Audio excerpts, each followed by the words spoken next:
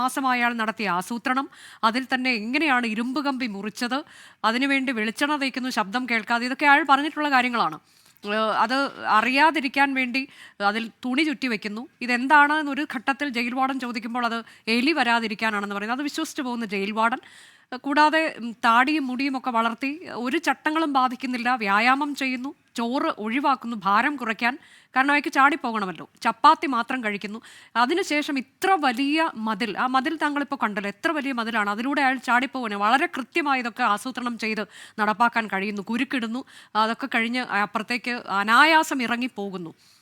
ഇത് ജയിൽ ചാടിയതാണോ അതോ ചാടിച്ചതാണോ എന്നൊരു സാധാരണക്കാരന് സംശയം തോന്നിയാൽ അവരെ തെറ്റ് പറയാൻ കഴിയുമോ റെജി ലൂക്കോസ്? തീർച്ചയായിട്ടും ആ ചോദ്യം വളരെ ന്യായമാണ്. കാരണം ഒരു നൊട്ടോറിയസ് ക്രിമിനൽ, അതായത് കേരളങ്ങളുടെ ഏറ്റവും വലിയ ഭീകരനായ ഒരു ക്രിമിനലിനെ അയാൾ ഈ 1.5 മാസക്കാലത്തേക്ക് എടുത്ത തയ്യാറെടുപ്പുകൾ അവിടുത്തെ ഉദ്യോഗസ്ഥന്മാർ കണ്ടില്ല എന്ന് പറഞ്ഞാൽ അത് വിശ്വസിക്കാൻ വളരെ ബുദ്ധിമുട്ടാണ്. കാരണം ലോകത്തിലെ ഏറ്റവും വലിയ ഭീകരമായിട്ടുള്ള തടവുചാടനം എന്ന് പറയുന്നത് അമേരിക്കയുടെ ഒരു ഐലൻഡിൽ ഗോണ്ടനാമയല്ല, അയാളുടെ പേര് ഒരു ചാൾസ് ആൻഡ്രൂസ് എന്ന് പറയുന്ന ഒരാൾ തടവ് ചാടിയതാണ് ഇതുവരെ ലോകം കണ്ടിട്ടുള്ള ഏറ്റവും ആസൂത്രിതമായ തടവ് ചാടൽ. 2 വർഷത്തെ തയ്യാറെടുപ്പായിരുന്നു. പക്ഷേ അതൊന്നും അല്ലല്ലോ ഇപ്പോൾ ഈ കേരളത്തിനെ സംബന്ധിച്ചോളം. ഞാൻ ആ സെൻട്രൽ ജയിലിനകത്ത് കയറി അത് വിസിറ്റ് ചെയ്തിട്ടുള്ള ആളാണ്, എനിക്ക് അങ്ങനെ അവസരം കിട്ടിയിട്ടുണ്ട്. ആ മതിലെന്ന് പറഞ്ഞാൽ ഏതാണ്ട് ഒരു 8 കിലോമീറ്റർ മുകളിലേക്ക് വരും. ഈ ഒരു കൈയുടെ കൈപ്പത്തി ഇല്ലാത്ത ഈ വ്യക്തി ഈ തയ്യാറെടുപ്പിൽ അയാൾ അരിയാഹാരം ഉപയോഗിക്കുന്നു, അയാളുടെ ശരീരം കുറയുന്നു. അതുപോലെ തന്നെ ഈ ജയിലിലെ വാർഡൻ വന്ന് ചോദിക്കുന്നു എന്തുകൊണ്ടാണ് തുണി ചുറ്റിയത്, അത് എലി കയറാതിരിക്കാനെന്ന് പറയും. അതൊക്കെ അങ്ങോട്ട് വിശ്വസിച്ചൊരു വാർഡൻ്റെ മാനസികാവസ്ഥ എന്താണെന്ന് എനിക്ക് മനസ്സിലാകുന്നില്ല. എന്തായാലും അവർ ശിക്ഷിക്കപ്പെടും. ഇയാളെ സഹായിച്ചിട്ടുണ്ടെങ്കിൽ അതെല്ലാം മറ്റു തടവുകാരാണ് സഹായിച്ചിട്ടുണ്ടെങ്കിൽ ആരാണെങ്കിലും അവരെ കണ്ടുപിടിക്കപ്പെടുന്നുള്ള കാര്യത്തിൽ ആരും തർക്കമില്ല. പക്ഷെ നമ്മുടെ ഒരു ആശ്വാസം അതല്ല. രാവിലെ പുലർച്ചെ 6 മണി 6:30 ആയപ്പോഴത്തേക്കാണ് ഇവർ ഫൈൻഡ് ചെയ്യുന്നത് ഇയാളുടെ സെല്ലിൽ ഇല്ലെന്നുള്ളതും. പക്ഷെ നിമിഷ നേരം കൊണ്ട് തന്നെ നമ്മുടെ വാർത്താ മാധ്യമങ്ങൾ അത് ലോകത്തെ അറിയിച്ച് ജാഗ്രതയുടെ വലിയ രീതിയിലുള്ള ഒരു എന്താ പറയുക ഒരു ജാഗ്രത സൃഷ്ടിക്കുന്നതിൽ വലിയ രീതിയിൽ സഹായിച്ചു. നാട്ടുകാരാണ് ഇയാളെ കണ്ടെത്തുന്നത്. ഇപ്പോൾ അനുജ പറഞ്ഞ പോലെ വഴിയെ പോകുമ്പോൾ ഇയാൾ സംശയം തോന്നി വിളിക്കുമ്പോഴുള്ള ഓടുന്നു. അതിസാഹസികമായിട്ടാണ് നമ്മുടെ പോലീസ് സംവിധാനം എല്ലാം.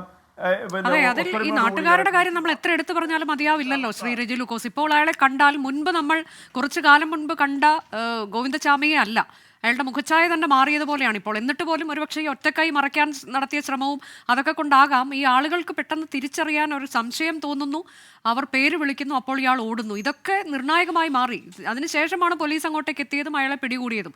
പക്ഷെ ഇതൊക്കെ നമ്മൾ പറയുമ്പോഴും ഇയാൾക്ക് രക്ഷപ്പെടാൻ കഴിഞ്ഞല്ലോ, അതീവ സുരക്ഷയുള്ള ബ്ലോക്കിൽ നിന്ന് ഇങ്ങനെയൊക്കെ രക്ഷപ്പെടാൻ കഴിഞ്ഞല്ലോ ഇത്ര കാലം ആസൂത്രണം ചെയ്തുകൊണ്ട് എന്നുള്ളത് ഗുരുതരമായൊരു കാര്യമല്ലേ? ഈ ഉദ്യോഗസ്ഥർ ഇങ്ങനെയൊക്കെ പെരുമാറുന്നു, അവർക്ക് ശിക്ഷ കിട്ടും, അവിടെ അവസാനിക്കണോ? അല്ല, തീർച്ചയായിട്ടും അതൊരു ചോദ്യം തന്നെയാണ്. നമ്മളിപ്പോൾ ആരെങ്കിലും വെള്ളം പൂശാൻ ശ്രമിച്ചിട്ട് കാര്യമില്ല. കേരളത്തെ ഭയപ്പെടുത്തിയ ഭയാനകമായ രീതിയിൽ കേരളം 3-4 മണിക്കൂർ വിറച്ചുകൊണ്ട് കണ്ട ഒരു സംഭവമാണ്. ഇയാളെ പിടികിട്ടിയില്ലെന്നുള്ള അവസ്ഥ ഓരോ കുടുംബവും ഭയന്ന് ഇന്ന് ജീവിക്കുള്ളായിരുന്നു. അപ്പോൾ അതിന് സഹായിച്ചത് ഒരു ഓട്ടോറിക്ഷക്കാരനാണ്. ആ ഓട്ടോറിക്ഷ തൊഴിലാളിക്ക് ഞാൻ അഭിവാദ്യങ്ങൾ അർപ്പിക്കുക. അയാളാണ് ഇയാളെന്ന് സംശയത്തിൽ. അതിനൊരു കാരണം മാധ്യമങ്ങൾ കൊടുത്ത ഒരു വലിയ രീതിയിലുള്ള ജാഗ്രത സന്ദേശമാണ്. പക്ഷെ ചോദ്യം ആര് ഇയാളെ സഹായിച്ചു?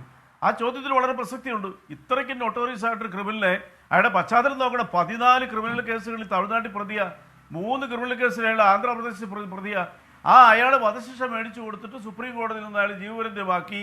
ഇത്രയ്ക്കുമായൊരു ക്രിമിനലിനെ ആരെങ്കിലും സഹായിച്ചിട്ടുണ്ടെങ്കിൽ അവർ ഈ കേരളീയ പൊതുസമൂഹത്തിനോട് ചെയ്ത ഏറ്റവും വലിയ പാതകമാണ്. ഇയാളെക്കാളും വലിയ കുറ്റവാളി അയാളാണ്, ഒരു തർക്കമില്ല കാര്യത്തിൽ. എൻ്റെ സംശയം ആരുടെ ഒരു സഹായിക്കൊണ്ടെന്നുള്ള